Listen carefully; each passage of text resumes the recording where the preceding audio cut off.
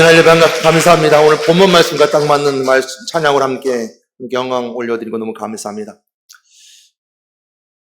오늘 본문 말씀 속에 예수님께서 이렇게 말씀하십니다. 너희는 가서 모든 민족으로 제자를 삼으라.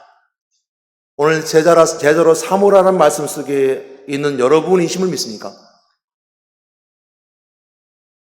누가 제자인가? 또한 나는 참된 제자인가? 라고 물었을 때 우리 그 속에 들어가야 됩니다. 예수님께서 말씀하셨던 제자들에게 너희는 가서 모든 민족으로 제자를 삼으라 했을 때 민족 가서 제자 삼는 자들 속에 우리가 들어가야 된다는 거죠. 예수님께서는 오늘 명문교회도 동일하게 마찬가지로 제자 되기를 원하십니다. 제자가 될 필요성을 우리에게 말씀해 주고 계십니다.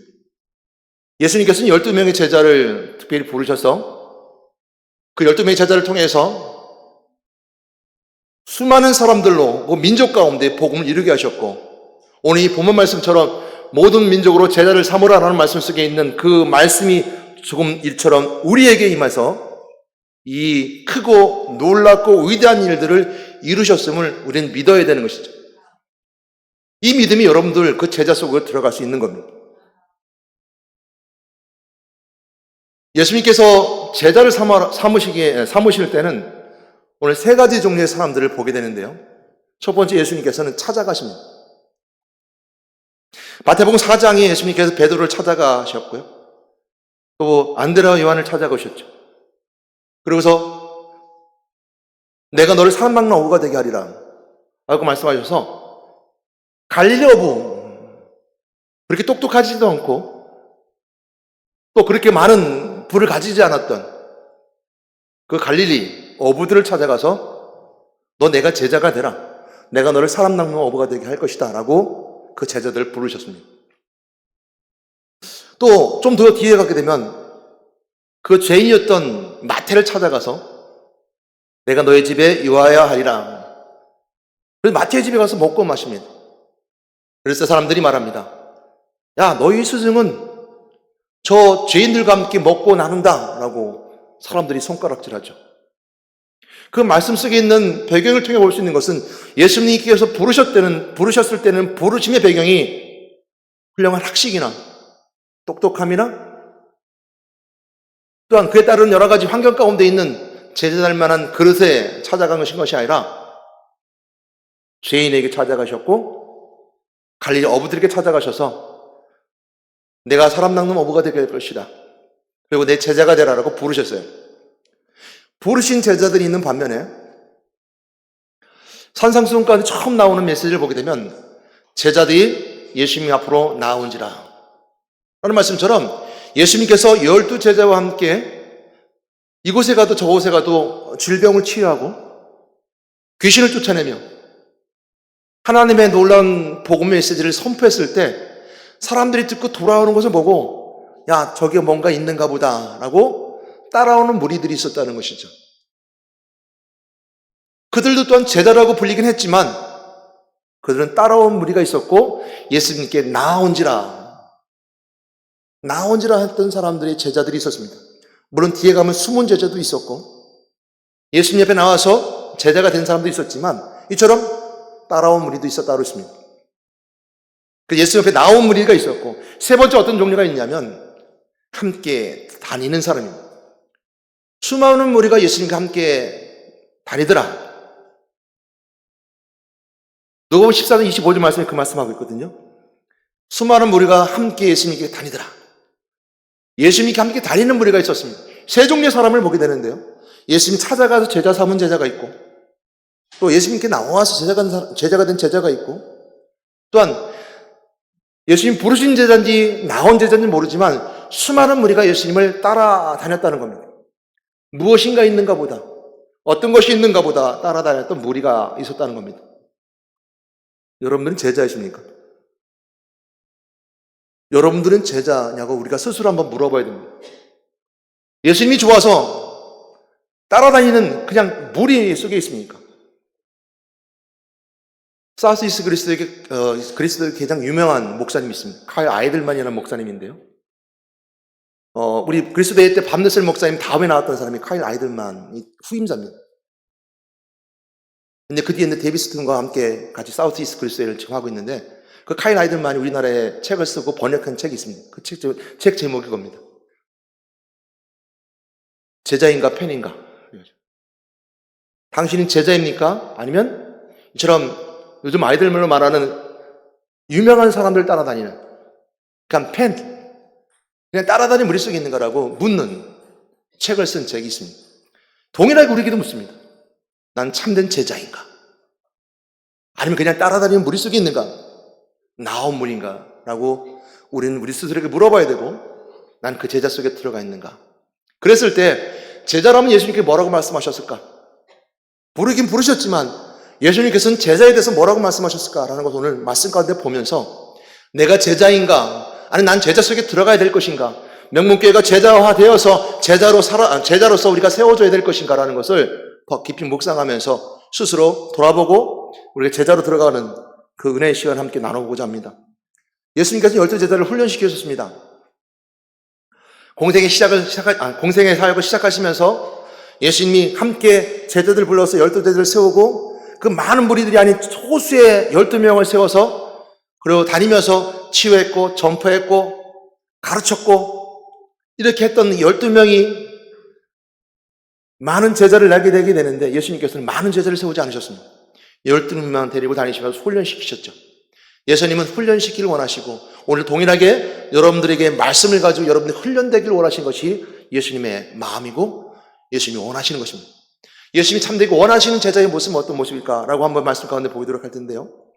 먼저 예수님께서는 제자는 나를 따라와라. 나를 따라와라. 나의 십자가를 지고 나를 따라와라 이거죠. 마태복음 8장 18절 22절 말씀 함께 보도록 하겠습니다. 천천히 읽겠습니다. 예수께서 무리가 자기를 에워싸는 것을 보시고 건너편으로 가기를 명하시니라. 한 서기관이 나와 예수께 아뢰되 선생님이여 어디로 가시든지 저는 따르리이다. 예수께서 이르시되 여우도 굴이 있고 공중에 새도 거쳐 있을 때 인자는 머리 둘 곳이 없다 하시더라. 제자 중에 또 한 사람이 이르되 주여 내가 먼저 가서 내 아버지를 장사하게 허락하옵소서. 예수께서 이르시되 죽은 자들이 그들의 죽은 자들을 장사하게 하고 너는 나를 따르라 하시니라. 23절 말씀. 자, 천천히 23절 말씀 읽겠습니다. 시작. 배에 오르심에 제자들이 따랐더니 바다에 큰 놀이 일어나 배가 물결에 덮게 되었으되 예수께서는 주무시는지라. 그 제자들이 나와 깨우며 이르되 주여 구원하소서 우리가 죽겠나이다. 예수께서 이르시되 어찌하여 무수하느냐. 믿음이 작은 자들을 아시고 곧 일어나사 바람과 바다를 꾸짖으시니 아주 잔잔하게 되거늘 그 사람이 놀랍게 여겨 이르되 이가 어떠한 사람에게 바람과 바다도 순종하는가 하더라 그랬습니다. 앞에 말씀 보게 되면 내가 따르리로다 라고 했을 때 예수님께서 인자는 여우는 굴이 있고 집이 있건만 인자는 머리둘 곳조차 없다고 말씀하시면서 내가 장사 지내게 하옵소서라고 말합니다. 그러니까 예수님을 따르는 무리들이 있었다는 거죠. 그러면서 난 장사 지내고 왔으면 좋겠습니다. 나는 내일을 좀 보고 와서 주님 따랐으면 좋겠습니다 하는 사람에게 예수님께서 말씀하시기를 내 십자가를 지고 나를 따라와라 라고 말씀하고 있는 것이죠. 나를 따르려거든 따라와라. 근데 모든 것을 다 버려두고 따라와야 되는데 잠깐 23절 말씀 볼 수 있을까요? 이 앞에 23절 말씀. 배에 오르심에 바로 22절 뒤에 말씀이에요. 22절 말씀 한번 같이 보여주세요. 22절 말씀.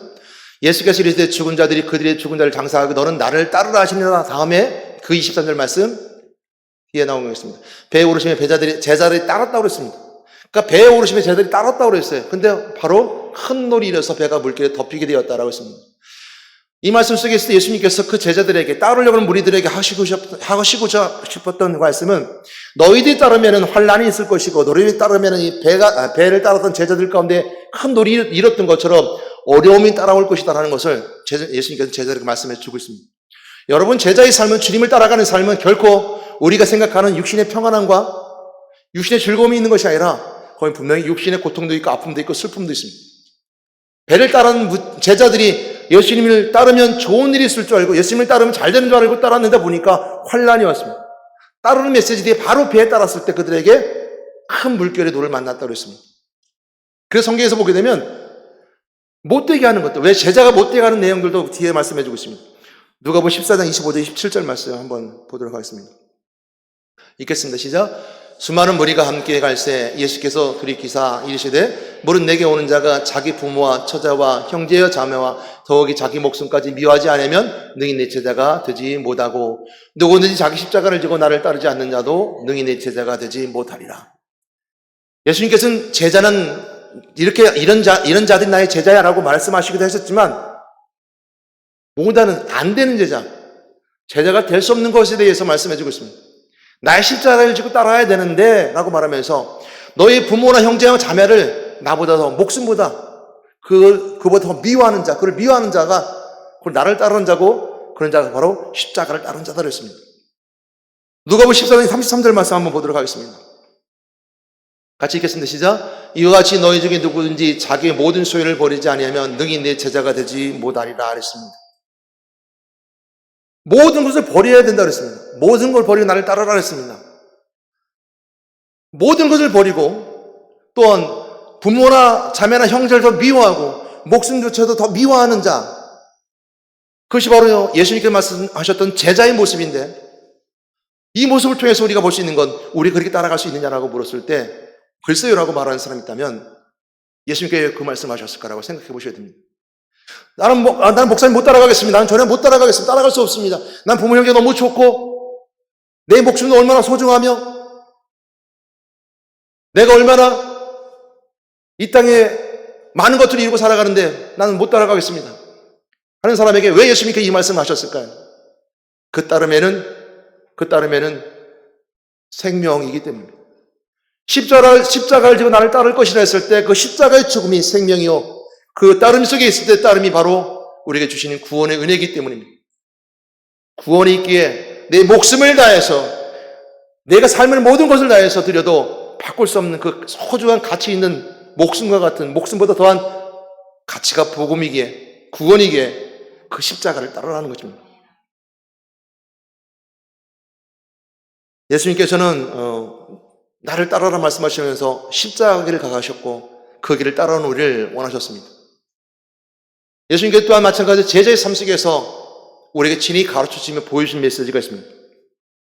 예수님께서는 제자의 사랑을 보여주셨습니다.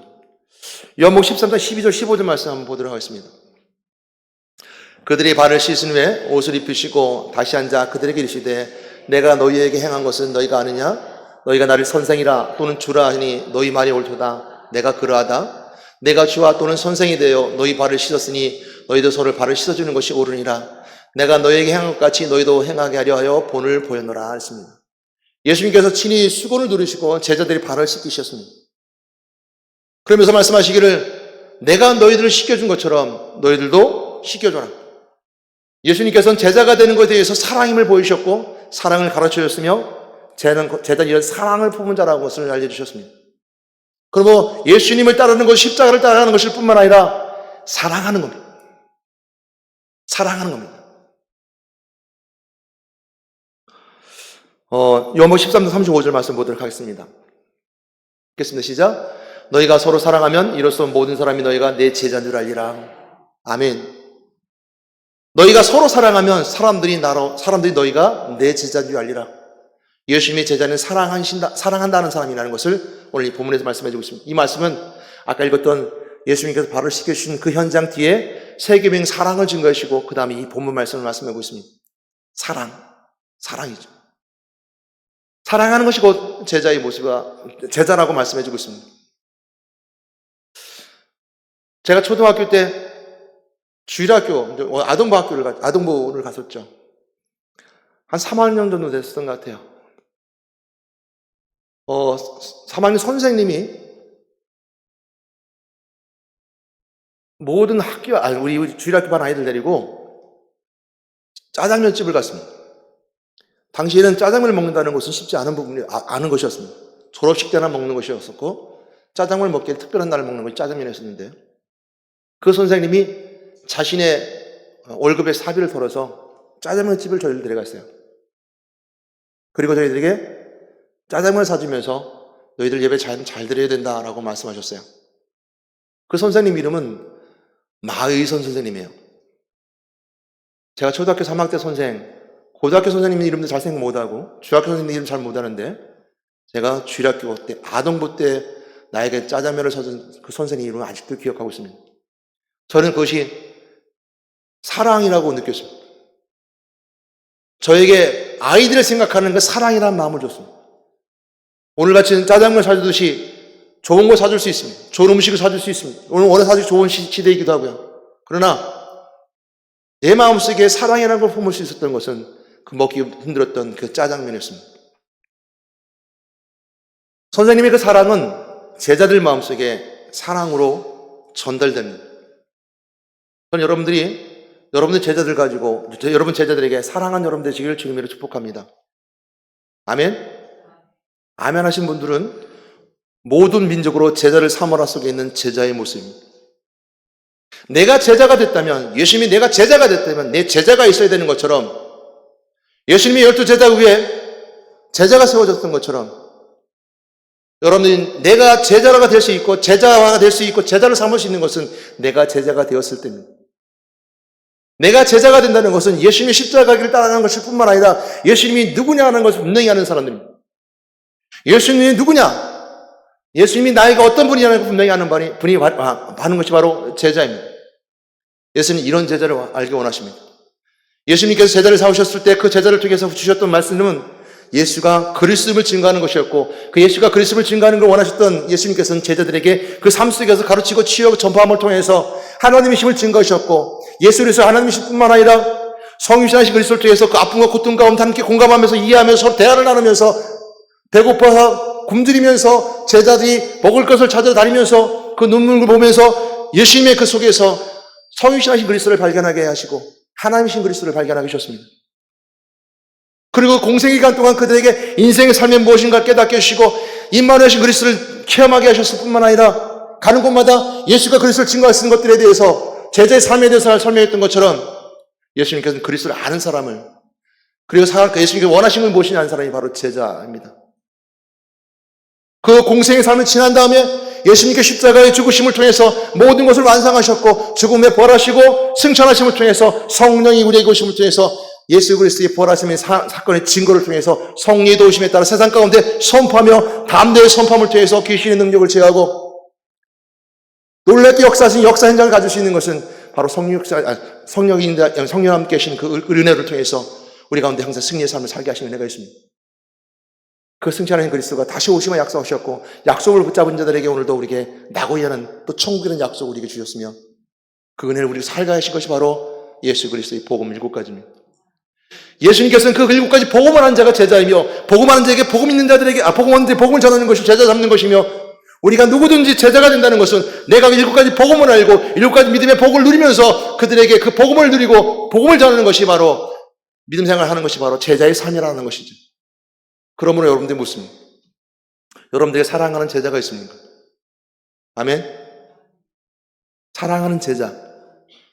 여러분 사랑하는 제자가 없다면 사랑하는 제자를 만드는 여러분 되시기 바랍니다. 저희 어렸을 때의 기억 속에 나에게 사랑을 마음으로 전해줬던 작은 한 그릇의 짜장면이었지만 3학년 어린 시절에 저에게 줬던 그 사랑의 전달이 아직까지 이 마음속에 따뜻함이 있는 것처럼 여러분들의 7가지 믿음의 예수님의 복음과 7가지 믿음의 복을 이 마음에 품고 따뜻한 사랑을 가지고 전한다면 제자가 제자를 삼을 수 있는 예수님이 그렇게 원하셨던 제자들을 통해 훈련시켰던 그 은혜의 시간이 여러분들의 있어지게 됩니다.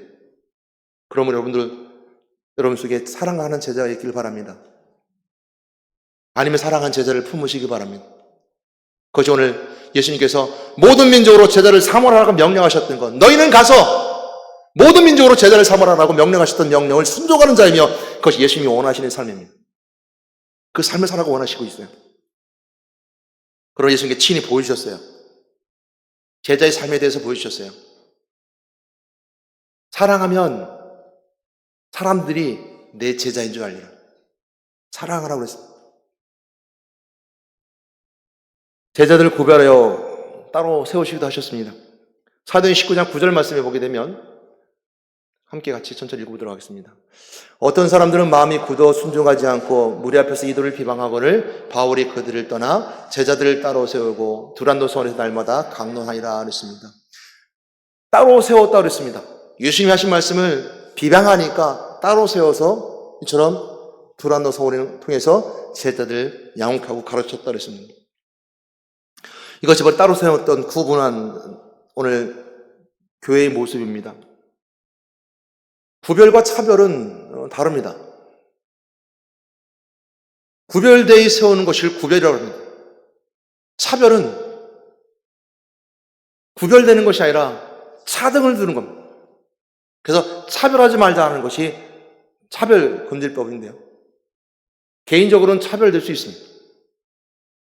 개인적으로는 내가 차별두지 않고 사랑할 수 있습니다. 동성애 하는 사람들 개인적으로 불쌍한 마음 품을 수 있습니다. 무속인들 불쌍한 마음 품고 전도하는 것처럼 그들 마음은 불쌍한 마음을 전할 수 있습니다. 개인적으로는 차별하지 않을 수 있습니다. 개인 차별금지법이 아니라 오늘 우리 같은 청년들 갔다 왔지만 포괄적 차별금지법. 포괄적이라는 말이 굉장히 애매모호한 말인데 포괄적이다 보니까 우리가 공공이라는 것. 그래서 교육, 종교, 사회 이런 곳에서 차별하지 말라는 것을 통해서 볼 수 있는 가장 대표적인 사회적 문제인 동성애가 등장하게 되고 결국 역차별의 모습이 우리에게 다가오게 된 겁니다. 그러므로 우리는 구별과 차별을 분명하게 나눠봐야 됩니다. 분명히 교회는 세상과 구별되어야 되는 것이고 세상과 아닌 것은 아닌 것으로 우승승배의 길을 걸어가는 것이 아니라 하나님의 사람으로서 세워지는 따로 세워져서 두란노 서원에 그들이 모여서 따로 강론했던 것처럼 따로 말씀을 들어야 되는 구별된 삶을 살아야 됩니다. 그걸 차별을 할 수 없습니다. 우리처럼 제자의 모습 속에 있을 때 그 제자들은 따로 모여서 공부했다 그랬습니다. 세 번째 우리 또 볼 수 있는 것은 그리스도인입니다. 사도행 11장 26절 말씀 보겠습니다. 천천히 읽겠습니다.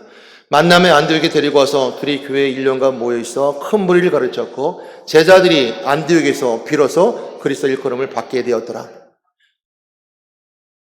비로소 그리스도인이나 일컬음을 받게 되었을 때 그들이 훈련받고 가르침을 받고 제자들이 그리스도인이 되었다 그랬습니다. 예수를 그리스도 믿고 믿음 속에 있을 때 구원받은 자이지만 그리스도인이 되기 위해서는 제자의 삶을 거쳐가야 됩니다. 가르침을 받는 가르침을 거쳐서 그리스도인이 되어야 되는 것입니다. 그러므로 본문에서 말씀하고 있는 것처럼 사도행 11장 26절에서 말씀하는 것처럼 제자들이 비로소 그리스도인이 되었다라고 우리에게 성경에서 분명히 말씀해 주고 있습니다. 제자 훈련에 대한 우리 필요성을 가져야 되는 것처럼 이처럼 우리가 제자 훈련받고 제자 훈련을 통해서 제자가 되어지는 것처럼 훈련 받아야 되는 것입니다. 오늘 마태복음 28장 20절 말씀 본문에서 다시 한번 보도록 하겠습니다. 내가 너희에게 분부한 모든 것을 가르쳐 지키하라. 볼지어다 내가 세상 끝날까지 너희 항상 함께 있으리라. 아멘. 모든 것을 가르쳐 지키게 하라. 명령입니다. 제자의 삶에 모든 걸 가르쳐 지키게 하라. 훈련받아야 될 필요성. 예수님의 명령이기 때문입니다. 가르치고 치유하고 전파하는 사역 예수님이 우리에게 알려주시고 가르쳐주신 제자의 삶이기도 합니다. 요한복음 15장 말씀 보게 되면요. 포도나무의 비유를 말씀해주고 있습니다. 제자의 삶이죠. 한번 요한복음 15장 1절 7절 말씀, 8절 말씀까지 보도록 하겠습니다. 천천히 읽겠습니다. 시작. 나는 참 포도나무여 내 아버지 농부라. 물은 내게 있어 열매를 맺지 않은 가지는 아버지께서 그것을 제거해 버리시고 물은 열매를 맺는 가지는 더 열매를 맺게 하려 그것을 깨끗하게 하시리라. 너희는 내가 일러준 말로 이 깨끗하여졌으니 내 안에 거하라. 나도 너희 안에 거하리라. 가지가 포도나무에 붙어있지 않으면 스스로 열매를 맺을 수 없음 같이 너희도 내 안에 있지 않으면 그러하리라. 나는 포도나무여 너희는 가지라. 내 안에 내가 그 안에 거하면 사람은 열매를 많이 맺나니 나를 떠나서는 너희가 아무것도 할 수 없음이라. 사람이 내 안에 거하지 아니하면 갓처럼 밖에 버려져 마르나니 사람들이 이것을 모아다가 불에 던져 사르느니라. 너희가 내 안에 거하고 내 말이 너희 안에 거하면 무엇인지 원하는 대로 구하라. 그리하면 이루리라. 너희가 열매를 많이 맺으면 내 아버지께서 영광을 받으실 것이요 너희는 내 제자가 되리라. 너희는 내 제자가 되리라. 너희는 내 제자가 되리라 그랬습니다. 열매를 많이 맺으면 내 제자가 되리라. 열매를 어떻게 맺을까요? 한다면 오늘 본문에서 요한복음 오늘 8장 말씀에서 15장 말씀에서 설명해 준 것처럼 예수님이 포도나무고 우리는 가지라고 했습니다. 그리고 가지가 포도나무에 붙어 있어야 되는 것처럼 붙어 있지 않으면 가지를 말라 죽는다는 것입니다. 그리고 밖에 던져 버림받는 것이 바로 가지의 모습이라는 겁니다. 그러므로 가지는 포도나무를 떠나서 아무것도 할 수 없다 그랬습니다. 오늘 요한복음 15장에서 고백하고 있는 것은 그것입니다. 가지가 포도나무를 떠나서 아무것도 할 수 없다. 우리가 그 안에 있어야 된다. 그 안에 거해야 된다. 그리고 그 안에 거해서 열매를 맺으면 그 내 제자인 줄 알리라. 내 제자라고 말씀해주고 있습니다. 이 포도나무처럼 교회 공동체 안에 있습니다. 우리가 제자가 되고 제자 훈련의 필요성에 따라 제자 훈련합니다. 이 제자 훈련은 다양한 방법으로 여러 가지 모습으로 제자 훈련을 하고 있습니다. 목명교는 따로 훈련하기도 하고 또한 명목교는 주일 예배, 오전 예배, 또 저녁 예배, 또 새벽 예배, 수요 기도회, 수요 예배, 금요 기도회, 또 화요, 또한 가지가지 여러 가지 전도의 방법, 여러 가지로 여러분들 그 안에서 다 모든 것이 제자화되는 훈련 속에 다 들어가 있습니다. 촘촘히 들어가 있죠. 특별히 구석구석까지 메시지가 전파될 수 있는 것은 목장 예배입니다. 목장 예배죠. 이처럼 제자화된 촘촘히 짜여져 있는 그 시스템 속에 들어가서 포도나무에 연결되어 있는 포도나무 가지들처럼 연결되어서 그 가지밭을 떠나지 않게 하려고 무척 노력하고 했습니다. 그것이 목회자들, 교육자들 하는 일들입니다.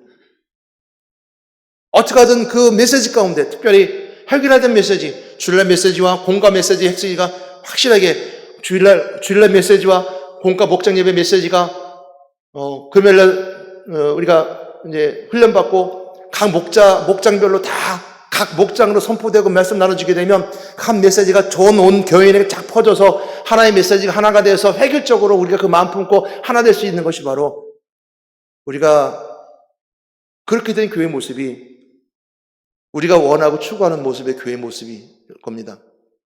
근데 그 촘촘한 가지의 것을 떠나가고 벗어나고 가르침을 받으려 하지 아니하고 목장 예배가 폐하가 되고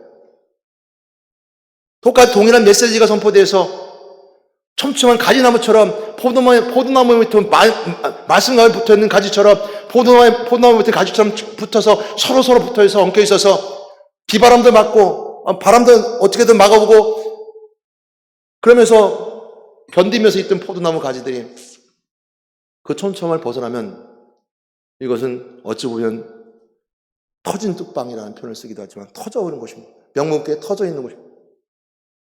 물이 괄괄 새나가는 것이 터진 뚝방입니다. 논에다 물을 대놓고 잘못 뚝을 터져버리면 논에 물된 것이 다 쏟아져 버리는 것처럼 촘촘하게 짜여져서 말씀으로 메시지로 동일하게 다 근데 듣지 않는 사람도 있습니다. 들으려고 하지 않는다고 한다면 뚝방이 터진 것처럼 터져나가는 거예요. 제자 훈련은 꼭 앉아서 이처럼 저처럼 말씀 보고 훈련받는 거 훈련이지만 주일날 메시지, 주일저녁 메시지, 수요 메시지, 금요기도 메시지를 같이 동일하게 교회에 적용하면서 가정에 적용하면서 개인에 적용하면서 목장에서 함께 나누면서 촘촘하게 짜여진 교회가 견고하고 든실하고 세상에 어떤 환난 가운데 이겨낼 수 있는 교회가 되는 것이고 이겨나갈 수 있는 교회 모습이 제자화되는 모습입니다. 성경 분명히 말씀하고 있습니다. 포도나무에서 가지가 떨어지면 아무것도 할 수 없다 그랬습니다. 밖에 말라서 버린다 그랬습니다. 그리고 분명히 말씀하는 것처럼 포도나무에 가지가 붙어서 열매를 맺으면 내 제자라고 했습니다. 예수님의 제자라고 했습니다. 이것이 바로 제자훈련의 사명이고 제자훈련 받는 자들의 모습입니다. 여러분 우리가 목자가 되든 아니면 기관장이 되든 다양한 여러 가지 목회자가 되어서 말씀을 전하 선포하든 오늘 그 현장에 있다면 하나님께 능력 주십니다. 선포할 수 있는 능력, 전할 수 있는 능력, 놀라운 능력으로 함께 하십니다. 이것이 제자들이 주셨던 것이기 때문이죠. 제자들이 가는 곳마다 예수님의 말씀을 붙잡고 선포했을 때 초대교회 모습 가운데 보게 되면 그들이 선포하는 곳마다 놀랍게 역사가 일어났었습니다. 마가복음 6장 7절 말씀 한번 보도록 하겠습니다. 읽겠습니다. 시작. 12 제자를 부르사 둘씩 보내시며 더러운 귀신을 제하는 권능을 주시고 그랬습니다. 더러운 귀신을 제하는 권능을 주셨다 그랬습니다. 마태복음 26절 35절 40절 말씀 보도록 하겠습니다. 읽겠습니다. 시작. 베드로가 이르되 내가 주와 함께 죽을지언정 주를 부인하지 않겠나이다 하고 모든 제자도 그와 같이 말하니라. 이에 예수께서 제자들과 함께 겟세마네 하는 곳에 이르러 제자들에게 이르시되 내가 저기 가서 기도할 동안 너희 여기 앉아있으라 하시고 했습니다. 베드로와 세베 두 아들 데리고 가서 가시되 고민하고 슬퍼하사 이에 말씀하시되 내 마음이 매우 고민하여 죽겠나이다. 너희 여기 머무르 나와 함께 깨어있으라 하시고 그랬습니다. 이 말씀은 예수님께서 변화산에 올라간 제자들과 함께 갔는데요. 그들이 깨어있지 않고 기도할 때 예수님이 책망하셨습니다. 성경은 곳곳마다 제자들을 책망하신 장면이 있습니다. 예수님이 책망의 소리를 들을 수 있고 그 책망의 소리를 받아들일 수 있는 사람들, 제자의 모습입니다. 예수님은 깨어있으라라고 책망하셨을 뿐만 아니라 믿음이 적다라고 책망하셨고 이렇게 말씀하셨습니다. 또한 제자들에게 겸손하라고 표현했습니다. 마태복음 9장 35절 말씀입니다. 예수께서 앉으사 12제자들을 불러 이르시되 누구니 첫째가 되고자 하면 무사람이 끝이 되며 무사람을 섬기는 자가 되어야 하리라 하시고 했습니다. 겸손해라는 것이죠. 제자는 겸손해야 된다. 한 문절 말씀 더 보도록 하겠습니다. 요한복음 8장 31절 말씀입니다. 요한복음 8장 31절 말씀 읽겠습니다. 시작. 그러므로 예수께서 자기를 믿은 유대인들에게 이르시되 너희가 내 말에 거하면 참으로 내 제자가 되고. 유대인에게도 추천 말씀하셨습니다. 유대인에게 내 말에 거하면 너희도 참 제자가 될 것이다. 예수님 말씀에 거하는 자, 예수님 붙들림 받은 자, 그것이 바로 제자의 모습입니다. 여러분, 제자는 한 가지 말씀드리겠습니다. 세 가지 의식이 있어야 되죠. 첫 번째 소명의식이 있어야 되고, 두 번째 사명의식이 있어야 되고, 세 번째 책임의식이 있어야 됩니다. 부르신 바에 대한 소명, 나를 부르셨다라고, 나를 택하여 부르셨다는 소명이 있어야 되는 것이고, 나의 밖에 사명, 부르신 데에다 사명이 있다는 사명의식이 있어야 되고, 세 번째는 제자는 책임의식이 있어야 됩니다. 이 세 가지 의식을 가진 자, 그것이 바로 제자의 모습이고, 오늘 제자의 삶을 살아가야 되는 것이 이 모습입니다. 물론 그 외에 제자의 삶 속에는 세 가지 은혜의 모습도 있고, 또한 해야 될 일들이 있지만, 오늘 우리는 제자인가라고 물어보면 통해서 여러분 소명이 있습니까? 부르심의 소명이 있습니까? 사명이 있습니까? 그만큼 책임감이 있는 삶으로 하나님께 나오고 있습니까? 라고 물을 때 그 제자에 대한 물음이기도 합니다. 왜 우리가 제자가 되어야 할까요? 자, 이렇게 강조하면서 제자의 모습을 여러 가지 봤습니다. 찾아갔던 무리들, 또한 예수님 앞에 나온 무리 중에서 제자, 또 많은 무리가 따랐지만 예수님 12명의 제자를 통해서 하신 일들을 하셨고, 또한 예수님 앞에 나왔던 제자들에게 말씀하시길 넌 나를 따르라 하고 말씀하셨음을 통해서 따라온 무리들, 또한 그 제자들 중에서 다양한 여러 가지 방법을 훈련하셨고, 또한 가는 곳마다 제자에게 실제적으로 삶 속에 제자의 삶을 보여주셨으며, 언제 제자의 삶에 대해서 알려주셨던 예수님께서 우리에게 말씀합니다. 왜 제자가 되어야 할까요? 라고 물었다면 제자가 아니면 구원의 길을 갈 수 없기 때문입니다. 예수님께서 제자의 삶 속에서 너는 모든 걸 버리고 나를 따르라 했을 때 그는 그 십자가 길을 제자가 아니면 갈 수 없기 때문입니다. 예수님의 제자의 삶은 예수님이 가셨던 십자가 길을 따라가는 것이죠. 그렇기 때문에 우리가 제자가 되려는 것이죠. 두 번째 볼 수 있는 것은 제자가 아니면 하나님 나라에 갈 수 없기 때문입니다. 낙원에 이를 수 없기 때문입니다. 제자의 삶을 살아갈 때 낙원에 이를 수 있는 은혜가 있는 것입니다. 제자가 되어야 될 이유는 목숨을 걸어야 되는 일이기 때문입니다. 사도 바울이 그렇게 강조했던 것 중에 하나가 모든 것을 배설물로 여길 수 있었던 것은 어떤 것보다 목숨보다 더 소중히 여겼던 것은 바로 그보다 소중한 가치인 복음이 있었기 때문입니다. 제자가 되는 이유는 목숨보다 더 소중한 것이기 때문입니다. 그것이 바로 제자가 걸어가는 제자의 삶입니다.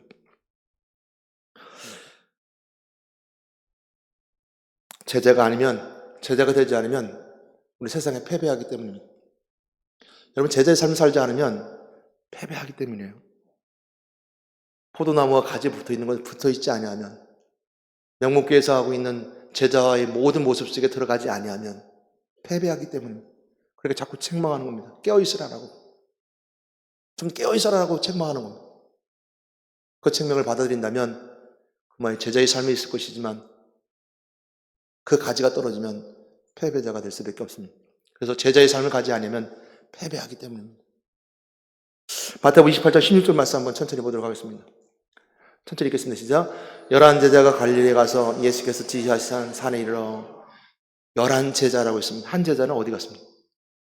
여러분들이 한 제자가 되시겠습니까? 12명의 제자였는데 한 제자는 여기 없습니다. 11제자에게만 맡겼습니다. 한 명의 제자가 어디 있습니까? 예수님이 가까이서 예수님을 보고 훈련받았던, 예수님께 공생기간 동안 가서 가르치고 치유하고 전파하는 사역 가운데 놀랍게 역사하셨던 하나님의 힘을 증거했음에도 불구하고 그 한 명은 어디 갔습니까? 12명 중에 한 명이 내가 되어서는 안 되겠죠. 요한복음 6장 66절 67절 말씀 읽어보도록 하겠습니다. 요한복음 6장 66절 67절 말씀 읽겠습니다. 천천히. 그때부터 그의 제자 중에 많은 사람이 떠나가고 다시 그와 함께 다니지 아니하더라. 예수께서 12제자에게 이르시되 너희도 가려느냐? 너희도 가려느냐고 물어요. 여러분도 가시겠습니까? 물어요. 예수님께 너희도 가려느냐고 물어요. 근데요, 우리 너무 잘하는 것처럼 말씀 한 가지 더 보도록 할게요. 마태복음 26장 56절 말씀 보겠습니다. 같이 읽겠습니다. 시작. 그러나 이렇게 된 것은 다 선자들이 그를 이루려 함이라 하시더라. 이에 제자들이 다 예수를 버리고 도망하니라. 다 도망했어요. 우리는 누구도 자유로울 수 없습니다. 그러기 위해서는 어떻게 됩니까? 끝까지 지켜야 되는 거예요. 끝까지. 그래서 목사님이 계속 강조하시는 말씀 중에 하나가 바로 디모데 4장 7절 8절 말씀이죠. 같이 읽겠습니다. 시작. 나는 선한 싸움을 싸우고 나의 달려갈 길을 마치고 믿음을 지켰으니 이제 우리는 나를 위하여 의의 면류관이 예비되었으므로 즉 의로우신 재판장이 그날에 내게 주실 것이며 내게만 아니라 주의 나타나신 사모하는 모든 자에게도니라. 아멘. 12명의 제자 중에 한 명이 되어서는 안 될 것이고 너희도 가련하나 했을 때 그 가련한 속에 들어가면 안 될 것이고 예수를 버려두고 도망한 도망자가 되지 않기 위해서는 나의 선한 싸움을 싸우고 나의 달려갈 길을 마치고 믿음을 지켰으니 라는 말씀을 꼭 붙잡고 선한 싸움의 승리한 여러분 되시기를 주님의 이름으로 축복합니다. 사랑과 은혜가 많으시니 감사합니다. 오늘 제자의 삶에 대해서 돌아보게 하신 하나님, 우리 여러 가지 말씀 속에 보았지만 예수님께 그렇게 원하셨던 제자의 모습이 무엇이었는가 우리 한번 돌아보게 하시고 예수 그리스도가 내 안에 있다면 7가지 믿음의 예수님의 복음이 있다면 내가 예수님의 믿음에 대한 복이 내 안에 있다면 오늘 제자의 삶을 살아가고자 결단하고 그 길을 걸어갑니다. 아버지 다시 한번 내가 제자인 거 돌아보게 하시고 내가 다시 한번 가지가 되어 포도나무에 붙어서 주여 나 저는 아무것도 할 수 없습니다 라고 고백하신 저희들 에게 인도해 주시옵소서. 우리 예수 이름으로 기도드렸습니다. 아멘.